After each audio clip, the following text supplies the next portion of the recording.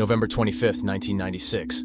Having stayed out past her curfew, 17-year-old Jennifer Wendorf arrives home at 10:30 p.m., attempting to sneak into the house unnoticed by her parents. She quietly opens the front door and tiptoes past the dimly lit living room, where her father, Richard Rick Wendorf, appears to be sat watching TV. Cautiously moving past him, she edges into the kitchen, paralyzed by dread as she sees something truly horrific.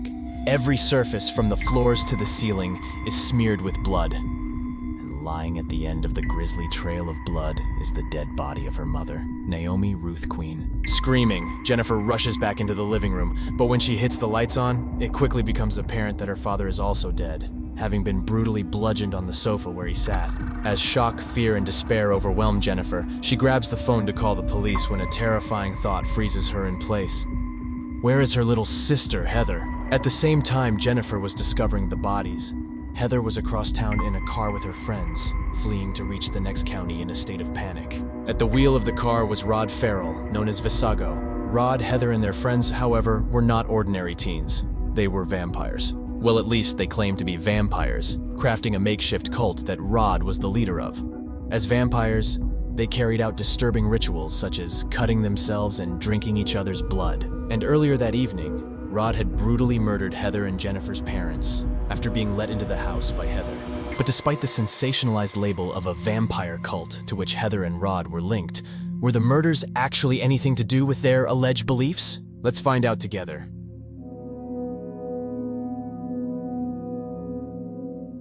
Roderick Justin Ferrell was born on March 28, 1980 in Murray, Kentucky, to two high school students. An unplanned pregnancy, the teens quickly married, but just as quickly divorced, with Rod's father leaving soon after he was born. Left in the care of his 16-year-old mother, Sandra Gibson, she struggled to financially support him on her own, causing her to turn to exotic dancing and even sex work to provide their basic needs. After divorcing Rod's father, Sandra had several unsuccessful relationships and marriages and was known to hold angry outbursts towards her son. Because of her frequent and short-lived relationships, Rod spent much of his childhood moving around different states, making it difficult for him to form bonds or friendships with other children. While not much is known about Rod's wider family, there exists a number of official documents that shed light on some of the trauma he experienced at an early age. For example, there are documents that detail sexual abuse at the hands of his maternal grandfather when he was an infant, though alarmingly no charges were ever brought against him. One of Sandra's favorite hobbies was a tabletop game called The Masquerade, a role-playing game in which players take on the role of vampires, managing challenges like hunger while evading vampire hunters. Introducing Rod to the game, he soon became obsessed with it and adopted the persona of an ancient vampire lord named Visago.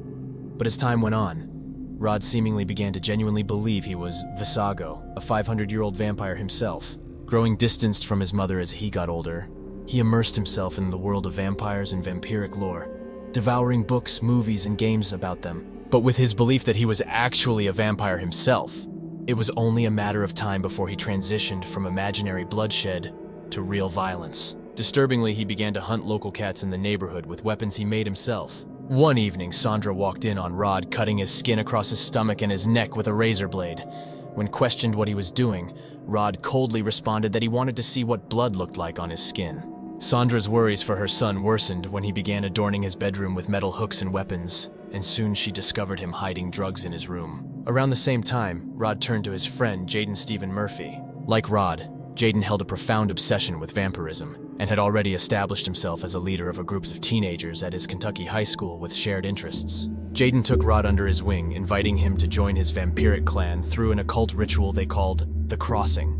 So Rod was brought to their headquarters, nestled within an undisclosed Salem cemetery with a solitary tree at its center, for their transformative ritual. Jaden and Rod sliced open each other's arms with razor blades and drank each other's blood, supposedly turning Rod into a real vampire. But as a vampire in this supposed clan, Rod was expected to adhere to 3 strict rules.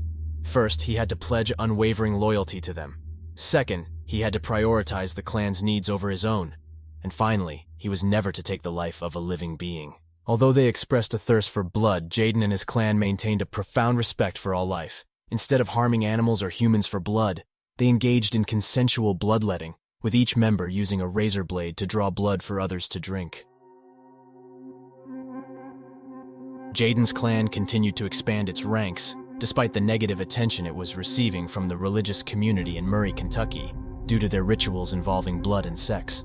Dressed in all black and wearing inverted crosses, the clan openly defied the norms of the heavily Protestant town, which features one church per every 300 residents. Though Rod initially enjoyed having a group of friends he could live out his rebellious fantasies with, he soon grew discontent with Jaden's leadership, particularly his refusal to allow them to harm any living people. In one incident, Rod attempted to pet a kitten near a trailer park, but when the kitten recoiled and scratched him, Rod shoved the animal into the ground before savagely slamming it against a tree until it had died. As Jaden stared at what he'd done in horror, Rod merely laughed. Not long after, a local dog sanctuary was broken into by unknown assailants who cruelly mutilated a number of puppies before drinking their blood and drenching themselves in it. Disturbed and enraged, the Murray community instantly pointed the finger of blame at the Vampire Clan, which infuriated Jaden, who also suspected Rod was likely behind the shocking attack. Around the same time, Rod was expelled from school due to his chronic truancy and disruptive behavior, and his own mother, Sandra, filed a beyond parental control report against him, citing his verbally abusive behavior, threats against her life, self-harm using razor blades, and involvement in what she called a satanic cult. Fed up with the negative attention and disturbing actions of Rod, Jaden and some of his followers headed to Rod's home to confront him. The confrontation quickly escalated into violence, with the much larger Jaden pinning Rod against the side of the house until his face turned blue, his hands around his throat. Witnessing the scene, Sandra implored Jaden to release her son, explaining that Rod was spiraling out of control to his mother. Jaden released him.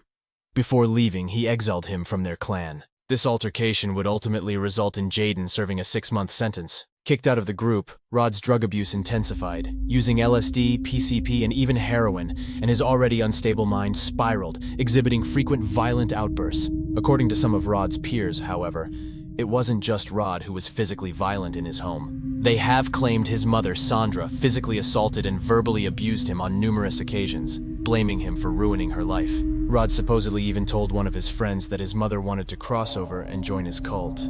Interestingly, Sandra faced charges herself after sending sexually explicit letters to Jaden's younger 14-year-old brother Jamie, which were discovered by his parents. The unsettling content of the letters also validated what Rod had said, with his mother proclaiming her desire to become a vampire while expressing her love to this 14-year-old child. She was even found to have a shrine in her home dedicated to Jamie, featuring his pictures, as well as items like candles and incense. Trying to regain what he'd lost, Rod reached out to Michael Schaffer, a vampire he had aided in crossing over into Jaden's clan. Rod was able to convince him to form a new clan together, with a new vampiric lineage. Surprisingly, despite his violent and volatile behavior, Rod was actually quite charming and funny, and these traits made it easy for him to draw other social outcasts into his new clan. Soon, his little cult consisted of himself and Michael, alongside Howard Scott Anderson, Dana Cooper, Rod's girlfriend Charity Kesey, and eventually central to the crimes that would unfold, Heather Wendorf. Like Rod, most of the members of his nascent family lacked positive familial relationships in their life, and saw the clan as a sort of sanctuary. While they did carry out occasional vampire-related activities, the members mostly viewed themselves as friends with no intentions of inflicting any harm. Most of them claimed they didn't even take Rod's beliefs seriously, questioning whether Rod even believed the things he would say himself. Before he moved to Florida, Heather Wendorf had developed a friendship with Rod, confiding in him about how alienated she felt and how badly mistreated she was by her parents. Heather's parents, Rick and Ruth, were seen as the epitome of good people in their local community. Regarded as kind, warm, and loving, they devoted themselves to their family. Although they struggled with aspects of their teen daughter's rebelling, as all teenagers do, their family was, by all accounts, a normal American home. Yet Heather's descriptions to Rod differed drastically from this. She claimed that her parents favored her sister Jennifer, who they saw as the perfect, beautiful, intelligent daughter. By contrast, she claimed, she was seen as rebellious and mischievous, and was frequently getting into trouble at school and being told off by her parents. Heather's connection with Rod blossomed due to their shared passion for art and a mutual fascination with the occult. He shared with Heather his belief that he was a vampire who had been in a 500-year slumber and had chosen to reincarnate as an American teenager. Deceiving her parents, Heather would tell them that she was staying after school to watch her sister's cheerleading practice. In truth, she would meet Rod at a cemetery located across the street from Eustis High. There, they engaged in lengthy walks and profound discussions. Rod portrayed himself as a French aristocrat from the 1500s, and would tell her stories about his past lives as he regaled her with details about his world of vampirism. Jennifer, when overhearing Rod boast about his collection of weapons, questioned her sister's friend, who coldly responded with, "You don't see many cats around here, do you?" Despite relocating with his mother, Rod kept in constant communication with Heather via phone calls and letters, in which Heather vented about her perceived struggles at home, amassing an $800 bill at one time talking to him. As the conversations persisted, Rod began to convince himself that there was more to what Heather was telling him, and that she was being abused physically and sexually in her own home. As a result, for Heather to be free, Rod believed her parents had to die.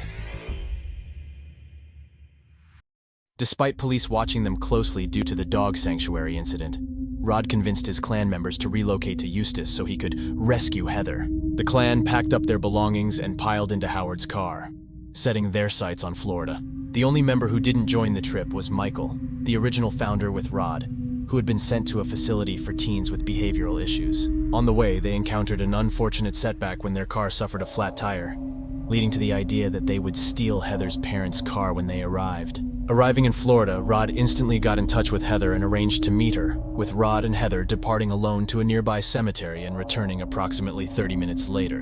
What they discussed, and whether they were planning what was about to happen together, remains shrouded in ambiguity. According to Rod, he had helped Heather pledge her allegiance to the clan and performed a crossover ceremony with her. Returning to the group, Heather told them that her family's car keys were stored in her parents' bedroom. So Rod instructed her to leave the garage door open so that they could sneak into the house later that night. Howard was told he would be the lookout while Rod stole the car keys in a quick, inconspicuous robbery. But as you already know, things were about to play out very differently. Before embarking on their clandestine operation, Rod took LSD, a potent hallucinogenic substance that can profoundly alter someone's perception of reality. While Rod and Howard headed over to Heather's house, Heather and the two girls, Dana and Charity, headed to the home of Jeremy Huber, Heather's boyfriend, so she could say goodbye to him before they left. According to Jeremy, Heather told me that Rod believed he was some form of reincarnated demon, that he was this high power that she had to obey. Jeremy tried to convince Heather not to go with the group, but Heather told him, "I have to do whatever he says. I'm already crossed over, and he said if I don't leave now, he's going to hurt my parents."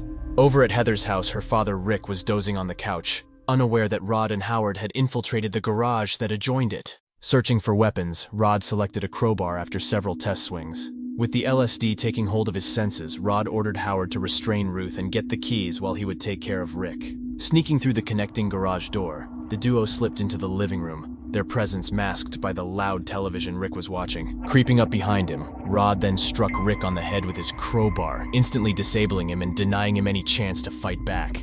Frenzied in his attack, he hit him repeatedly in the head and chest with the crowbar, and in mere moments, Rick was sprawled across the couch, drenched in his own blood. Horrified, Rod's fellow vampire Howard was frozen. He had only expected them to incapacitate Rick, not murder him, and thought Rod looked like he was possessed by a sinister force. Rod pushed past the paralyzed Howard as he stood gripped by fear and entered the kitchen where Ruth was. Startled, Ruth threw her hot cup of coffee at the intruder and scratched his face in self-defense. But Rod quickly overpowered her and bludgeoned her to death with the same crowbar. Pilfering the car keys and some valuables, Rod ushered his fellow vampire, who was still frozen in shock, out of the house. Charity, Dana, and Heather watched as Rod emerged from the garage drenched and dripping with blood. Seeing their distress, Rod simply smiled at them. Rod's laughter and manic screams echoed into the cold night as they drove away in the stolen car. After discovering her dead parents, Jennifer quickly called the police. Arriving at the house, law enforcement began to study the scene for potential clues that could help them identify the assailants. But when Jennifer relayed to them that her sister, Heather, was strangely absent, and that she hung around with a group of volatile vampires, attention instantly shifted towards Rod and his clan. It didn't take long for police to locate Howard's abandoned vehicle in Seminole County, tracing its license plate back to him, strengthening their belief that the clan was responsible for the attack. Meanwhile, Rod tried to assure his followers that their salvation lay in reaching New Orleans, where they could have a fresh start devoid of judgment. In vampire lore, New Orleans has long been dubbed the City of Vampires, akin to Salem's association with witches, likely providing the reasoning for it as their intended destination. Although Heather was tearful and grieving through their journey, Howard has later stated that he suspected her emotions were merely a performance and were not genuine. He strongly believed that Heather and Rod during their private meeting in the cemetery, had planned the attack together. Stopping at a gas station, Rod changed clothes, discarding his blood-soaked outfit, and the clan stocked up on provisions for their journey to New Orleans. Despite encountering law enforcement 5 times during their road trip, they were allowed to pass every time. Because authorities had anticipated to encounter a homicidal maniac showing signs of derangement, Rod's composed and charming demeanor led police to ignore him each time. After the 5th encounter with the police, Rod's anxiety over being caught was getting too much, prompting him to divert their route to Baton Rouge, Louisiana instead. There, he disposed of the bloody crowbar in the Mississippi River, hoping to erase any evidence linking him to the crime. But with their finances dwindling, the clan's journey was looking increasingly perilous. That is, until Charity proposed they reach out to her family for assistance. For some reason, Rod agreed to the idea, and Charity contacted her relatives for help, with her family agreeing to meet with the group at the Howard Johnson Motel in Baton Rouge to give them the needed money. At least that's what they told the teenagers. In reality, her parents had been cooperating with the police. On November 28, 1996, the clan arrived at the Howard Johnson Motel, where they were instantly swarmed by police cars and surrendered without resistance. During her questioning, Heather vehemently denied any knowledge of Rod's intentions to harm or kill her parents, claiming she had expressly forbidden him doing anything other than acquiring the car keys. When police interrogated Rod, he was dismissive, claiming he was ensnared in a dream from which he could awaken whenever he wanted and escape this ordeal. But when that obviously didn't happen, he eventually succumbed to the weight of questioning, confessing to orchestrating the entire scheme, and to carrying out the murders single-handedly, without any of the clan involved or having had any knowledge of what he intended to do. At the time of the murders, Rod was only 16 and Heather was only 15, with the other members ranging in age from 17 to 20. The autopsy results painted a grim picture. Rick suffered a total of 22 wounds, resulting in skull fractures, brain lacerations, and a wound on his right chest, marked with a symbol resembling the letter V. Ruth, on the other hand, displayed numerous defensive wounds, including 16 to her head. Skin samples were collected from beneath her nails that matched Rod's DNA, alongside other evidence discovered at the crime scene, such as a shoe print matching Rod's boots near Ruth's body. The evidence against Rod was overwhelming.